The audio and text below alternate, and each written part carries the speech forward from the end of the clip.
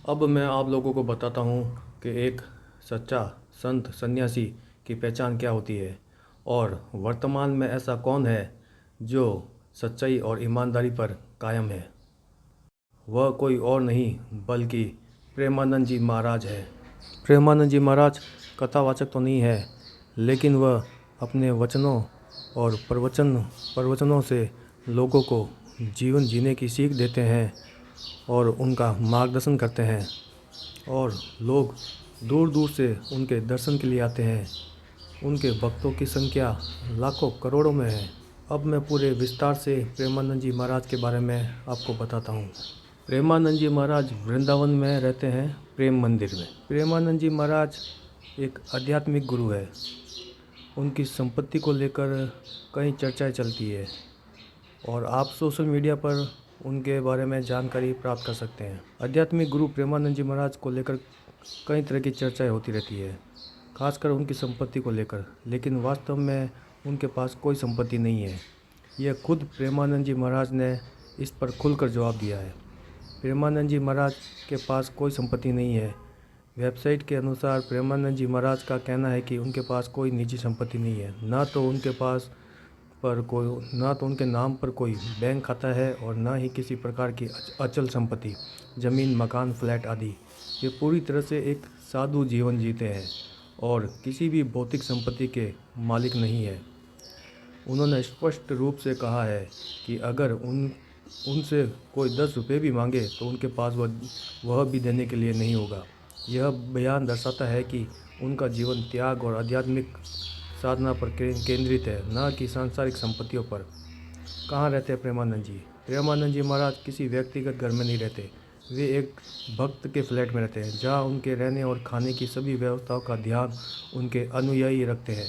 यहाँ तक कि बिजली बिल भी वही लोग चुकाते हैं। यह भी दर्शाता है कि उन्होंने किसी प्रकार की भौतिक संपत्ति को अपने नाम पर नहीं रखा है।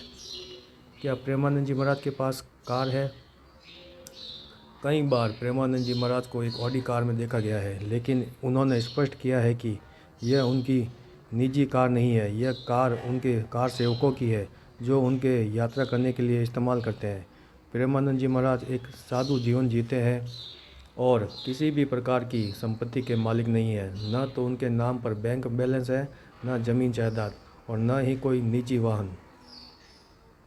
तो दोस्तों, ये है प्रेमानंद जी महाराज के जीवन के बारे में जानकारी, जिनका जीवन एक सिंपल, सीधा साधा, जो सही मायनों में एक ऐसे संत और साधु है जो किसी मोह माया लोभ के बंधन में नहीं बंधे हैं, जो एक सच्चे संत साधु सन्यासी है।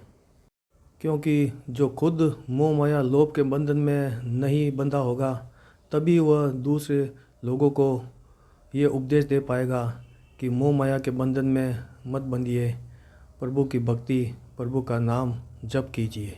मैं खुद प्रेमानंद जी महाराज को बहुत मानता हूँ।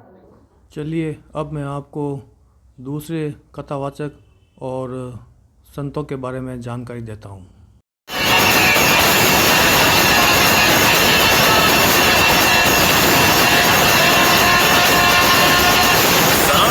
का पाखंडी बाबाओं ने बना दिया तमाशा। वीडियो बड़ा मजेदार होने वाला है, देखिए वीडियो। संत कबीरदास जी कहते थे, अभी मजा आएगा ना भिड़ो। पोथी पड़ी पड़ी जगमुआ, पंडित भयानक कोई। तो रुको जरा, सब्र करो। जो साधना आप अन्य कर रहे थे उनसे प्यार जागृत नहीं होता, बल्कि द्वेष हो रहा है। जितने भी संत हैं आपस में यूं, कितने मंडलेश्वर कदे आपने इकट्ठे बैठे देखे होते ही चला है। चैनलों से, टीवी चैनलों पर ये रोज दुनिया में प्रचार करते हैं। भागवत जी के 8वें स्कंद के 10वें अध्याय में लोग कहते हैं भागवत जी में राधा का नाम नहीं है, राधा का नाम नहीं है। ये लोग गलत कहते हैं, जो भी कहता है गलत कहते हैं। लिखा हुआ मैं आपको श्लोक दिखा रहा हूँ। भागवत जी के 8वें स्कंद के 10वें अध्याय में श्लोक नंबर 40 लिखा है, उद्यतायुध दौरदंडई राधावंतो भटान मृधि। राधावंतो लिखा, स्पष्ट लिखा गुरु जी। ऐसा है, नाश मत करिए। आधावंत है, आधावंत में दौड़ते हुए, यहाँ संधि हो हो गई है। गुरुजी नहीं नहीं, ये गलत बात है। आप जो है उच्चता उठाई आयुधों पर लेकर के आधा बनता। गुरुजी गुरुजी गुरुजी गुरुजी गुरुजी हम तो आपकी दास हैं। अनर्थ मत कीजिए ना। हमारे गुरुजी कहते हैं अयम अनर्थ ना ना गुरुजी इसका अर्थ तो सुन लीजिए, इसका अर्थ तो सुन लीजिए। बताएंगे आप जब राधा बता रहे हो। सुनिए सुनिए गुरुजी, इसका अर्थ है राधा वंतौ भटान मर्देश का अर्थ गुरुजी ने बताया हमें। गुरुजी ने, हमारे गुरुजी, कोई गुरुजी नहीं बता सकता। हमारे गुरुजी कहते हैं बिल्कुल नहीं बता सकते, क्योंकि जब आप राधा बनाओगे तो विसर्गे कहाँ जाएंगे? गुरुजी उच्चता उठाई ही सर हो गया। गुरुजी गुरुजी कहते हैं शब्द है। अब चलिए रुको जरा, सबर करो। शंकर स्वयं केसरी नंदन कहा गया। अब आजकल शंकर सुवन कहा जा रहा है। सुवन का अर्थ होता है बेटे। शिव जी के दो ही तो बेटे थे, गणपति और कार्तिकेय। समाज में जो जिनको पढ़ना लिखना कुछ है नहीं, जिनको कुछ पढ़ना लिखना नहीं, केवल पैसे से लेना देना है, वो क्या समझेंगे इसको? संत का अर्थ होता है जो भारतीय संस्कृति का पूरा बेटा हो। अब मुझको लगभग 1.5 लाख पृष्ठ कंठस्थ है भारतीय संस्कृति के। तो आज तो संतों को बस पैसे से ही लेना देना, टका धर्म टका कर्म टका परम तप। तो क्या समझेंगे आप बताओ? शंकर स्वयं और केसरी नंदन। केसरी नंदन का अर्थ क्या हुआ? फिर केसरी स्वयं भी कहना पड़ेगा। फिर शंकर सुवन का मतलब क्या होता है? शंकर पुत्र। अरे विवाद क्यों चल रहा है? जो मूल पाठ है परंपरा से प्राप्त उसको मानिए। अब विद्या का कोई दुरुपयोग करे तो उसको मत मानिए, कोई भी क्यों ना हो। यही नहीं, अभी और सुनिए। भगवान कृष्ण की 16,108 रानियों में कहीं राधा जी का नाम है क्या? अरे बोलो जम के, नहीं है। भगवान कृष्ण की 16,108 रानी में राधा का नाम नहीं है, और राधा के पति में कृष्ण का नाम नहीं है। राधा जी के पति का नाम क्या है? अरे बोलो जम के। अभी तो बोले थे हमारे श्रेणी जी और सब लोग बोलते थे कि हमारे यहाँ भागवत हुई, तो बताओ राधा जी के पति का नाम क्या है? क्या नाम है राधा जी के पति का? अनय घोष। क्या नाम है राधा के पति का? अनय घोष। राधा जी की सास का नाम था जटिला, ननन का नाम था कुटिला। राधा जी का विवाह हुआ था ग्राम छाता। कहाँ की रहने वाली थी राधा? जम के बोलो। है बरसाना, पक्के में बरसाने की राधा नहीं थी। राधा जी थी रावल गांव की। बरसाने में तो राधा जी के पिताजी की कचेरी थी, जिसमें राधा वर्ष में एक बार कचेरी पर जाती थी, इसलिए उसका नाम है बरसाना। वर्ष में एक बार आना, उसको कहते बरसाना, जहाँ राधा जी के पिता की कचेरी थी।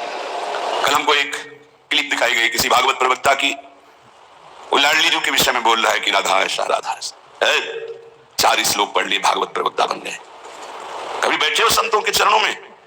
कभी किसी महापुरुष की चरण रज का सेवन करके बात करते तो तुम्हारी अशुद्ध वार्ता ऐसी वाणी से नहीं निकलती।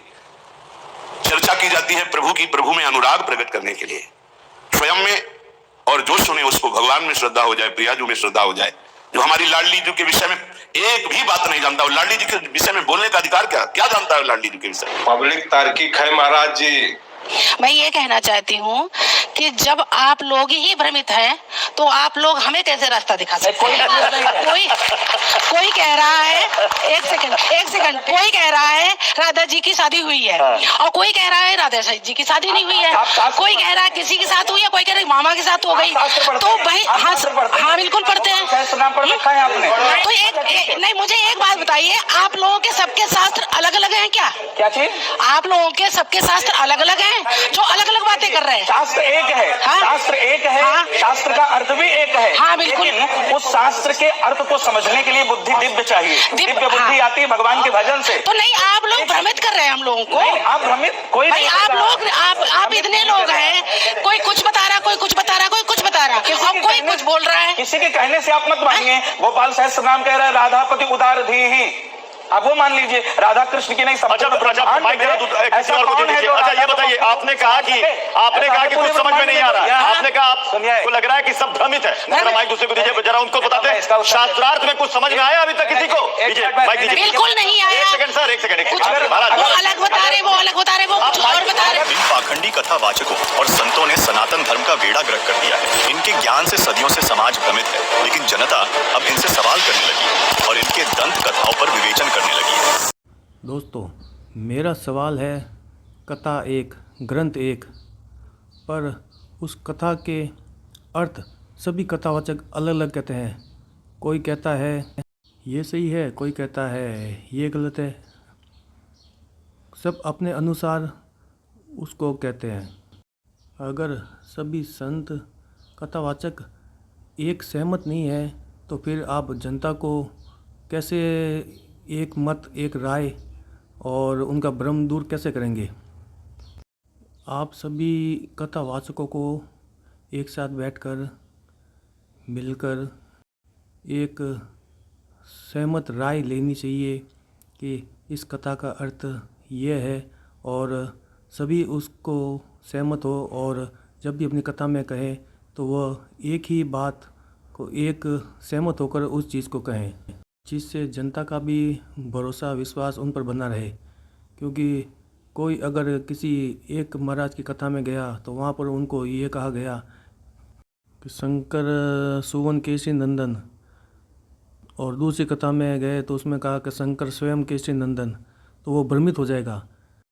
तो वो ये सोच में पड़ जाएगा कि कौन सा कथावाचक सही है, या ये वाला या फिर वो वाला। इसलिए पहले कथावाचकों को खुद को अपना भ्रम दूर करना चाहिए, फिर जनता के सामने उस बात को रखना चाहिए।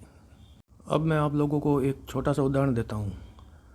अगर किसी स्कूल के अंदर हिंदी की किताब में कोई पाठ लिखा हुआ है तो और गणित की किताब में गणित के सॉल्यूशन लिखे हुए हैं, तो वो अगर किसी दूसरे स्कूल में जाएगा तो वो पाठ वही रहेगा और गणित का सॉल्यूशन, गणित का सवाल का उत्तर वही रहेगा। तो ये नहीं है कि अगर वो किसी स्कूल में गांव में पढ़ रहा है, अगर वो शहर में जाएगा तो वो गणित का सवाल चेंज हो जाएगा। वो सब वही रहेंगे, क्योंकि जब एग्जामिनेशन में वो सवाल आएगा तो वो ये देख कर नहीं आएगा कि वो बच्चा गांव से पढ़ कर आया है या फिर शहर से। इसलिए क्योंकि स्कूल और किताबों के अंदर जो पाठ लिखे हैं वो सभी एक ही है, तो ग्रंथों के अंदर जो ग्रंथ शास्त्र और ग्रंथों के अंदर जो लिखा हुआ है वो भी तो एक ही है। तो ये कथावाचक उन्हें अलग अलग तरीके से कहकर लोगों को भ्रमित क्यों कर रहे हैं? ये सोचने और समझने की बात है। कहीं ऐसा तो नहीं वह लोगों को भ्रमित करके अपने कथा पंडालों में आप लोगों को अपनी ओर खींच रहे हैं और वह अपना उल्लू सीधा करने के लिए आप लोगों को उल्लू और बेवकूफ़ बनाया जा रहा है। इसलिए भेड़ चाल मत बनिए कि एक भेड़ जिस तरफ चलिए उसके पीछे हजारों भेड़, सभी भेड़ उसके पीछे चल रही है। भेड़ चाल में मत चलिए और अपनी अक्ल का इस्तेमाल कीजिए। अब मैं आप लोगों को एक और कथावाचक के बारे में बताता हूँ, धीरेन्द्र कृष्ण शास्त्री, जिसकी कथा होने के बाद उसका क्या क्या ढोंग चलता है वह सब आपको दिखाता हूँ। जिनको भूत बाधा या ऊपरी बाधा है दोनों हाथों की मुट्ठी बांध लीजिए, हम एक साथ प्रयोग करेंगे, एक बार में ही सबको मुक्ति मिल जाएगी। और मारो चमीटा। रूप बनाकर आता है, आपके पति का नाम देवेश है, गंदी हरकत नहीं करेगा, और इसको जो है प्रदीप नाम के व्यक्ति ने करवाया है, उससे आप परिचित हो, सावधान रहना। आशीर्वाद ये तुम्हारे वो हलीउल्लाह वाले नहीं बता सकते हैं, उनके कांड हम बता सकते हैं। और मार लगाओ इसमें, बहुत चपलता दिखाता है, चापलूसी दिखाता है।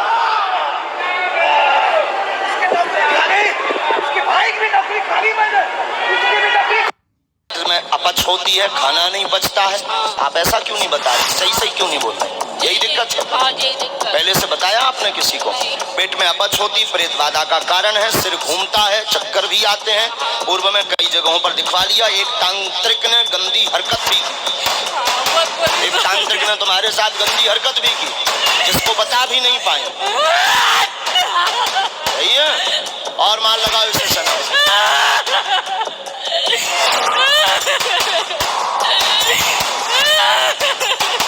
तो दोस्तों, आपने ये वीडियो देखे। अब आप एक बात बताइए, मुझे ये समझ में नहीं आ रहा कि या तो ये कथावाचक है, या फिर ये कोई डॉक्टर है, या फिर ये कोई झाड़ फूँक करने वाला, तंत्र मंत्र करने वाला कोई व्यक्ति है। एक तरफ तो दूसरे कथावाचक कहते हैं अंधविश्वास पर भरोसा मत कीजिए, और एक तरफ ऐसे कुछ कथावाचक जो ऐसे अंधविश्वास को बढ़ावा देते हैं। तो अब आप बताइए इसे क्या कहेंगे। ऐसे बहुत सारे वीडियो हैं, लेकिन आपको इतने से वीडियो से ही समझ में आ गया होगा। ऐसे ही कुछ दूसरे धर्म में भी है, जिसके मैं अगर वीडियो आपको दिखाऊं, उस धर्म में भी, क्रिश्चियन में, दूसरे धर्म के अंदर भी ऐसे कुछ करते हैं। तो उन पर तो यही धीरेन्द्र कृष्ण शास्त्री दूसरे धर्म के लोगों के बारे में कहता है कि वो लोग उनको बेवकूफ़ बनाने का कार्य करते हैं। तो अगर वो लोग दूसरों को बेवकूफ़ बनाने का कार्य करते हैं, तो क्या धीरेन्द्र कृष्ण शास्त्री जो खुद जो कार्य कर रहे हैं, क्या वो सही कर रहे हैं? वह लोगों को बेवकूफ़ बनाने का कार्य नहीं है। अब आप लोग समझदार हो, तो अब समझदार को इशारा ही काफ़ी है। देखिए, ये लोगों को बताता है कि जो आता है उसके नाम, उसके परिवार के बारे में, उसका पता, वो क्या करते हैं, उसको क्या परेशानी है। तो अब एक बात बताइए, क्या उनके सेवक और उनके चेले वह उन लोगों के मिले हुए नहीं हो सकते हैं? और क्या उनके पहले से ही उनके बारे में पता करके नहीं रख सकते हैं? जब इसको किसी ने एक चैलेंज दिया था कि वो उसके बारे में उसको बता देगा तो उसे 5 लाख रुपए का इनाम दिया जाएगा, लेकिन धीरेन्द्र कृष्ण शास्त्री वहाँ से रफू चक्कर हो गया। तो अब आप लोग समझ जाइए, कहीं ये सिर्फ ये ढोंग और छलावा नहीं है लोगों को बेवकूफ़ बनाने के लिए। इसकी असलियत सिर्फ ये है कि जो स्वयं अभिमुक्तेश्वरानंद स्वामी शंकराचार्य जी ने कहा है, जो चारों मुख्य मठों में से एक प्रमुख मठ के शंकराचार्य है। जातियों में ना बटे हिंदू जनता, एक मुश्त हमको वोट देती रहे, ये जो यहाँ के नेता की भावना है, उस भावना को जनता के बीच में ले जाने के लिए धीरेन्द्र शास्त्री को मोहरा बनाया गया। इसीलिए वो जो सनातन यात्रा कर रहे हैं, वो नारा क्या लगा रहे हैं? नारा लगा रहे हैं, जात बात की करो विदाई और हिंदू हिंदू भाई भाई। राजनीतिक शक्ति के एजेंट के रूप में वो काम कर रहे हैं। ये जो सनातनी कह करके आए हैं, असल में ये राजनीति का एजेंडा जनता के बीच में इम्प्लीमेंट करने के लिए उतारे गए हैं।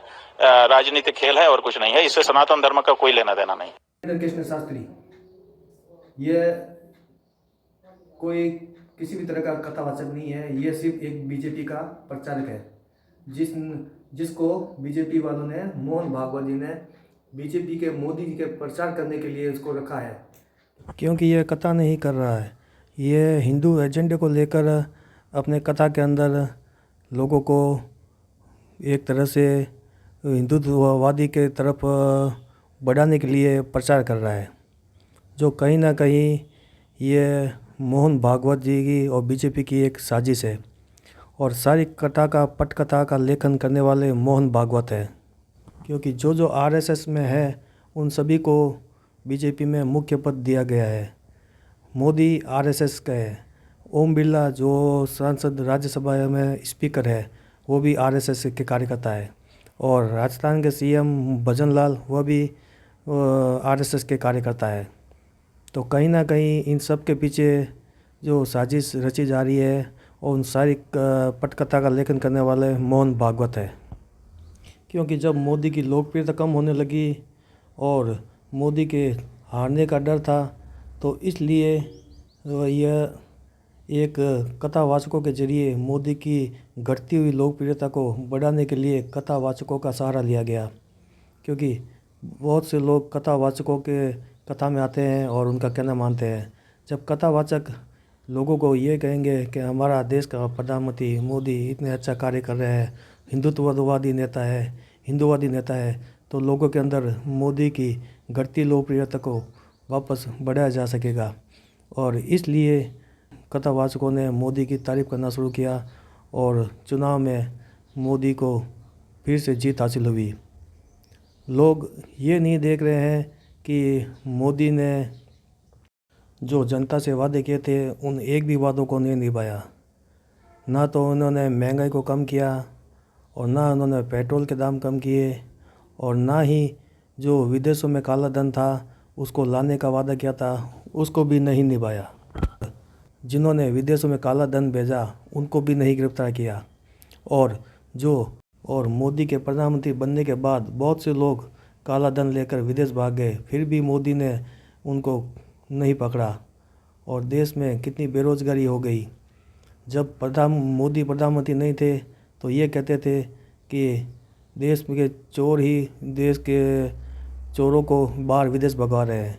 और जब देश का प्रधानमंत्री मोदी बन गया, फिर भी उसके बाद देश के लुटेरे देश को लूट कर विदेश भाग गए। तो अब इसे क्या समझे कि चौकीदार ही चोर है। अगर इन सब मुद्दों को लोग अगर समझ जाए, ध्यान दें, तो मोदी चुनाव कभी नहीं जीत सकते। क्योंकि असल मुद्दा हिंदुत्व और हिंदूवादी नहीं है। असल मुद्दा है बढ़ती हुई महंगाई, बढ़ती हुई बेरोज़गारी। क्योंकि जब लोगों को रोज़गार और महंगाई कम होगी तब देश विकसित होगा, देश आगे बढ़ेगा। क्योंकि इन सब पर काबू पाया जाएगा तभी देश आगे बढ़ेगा।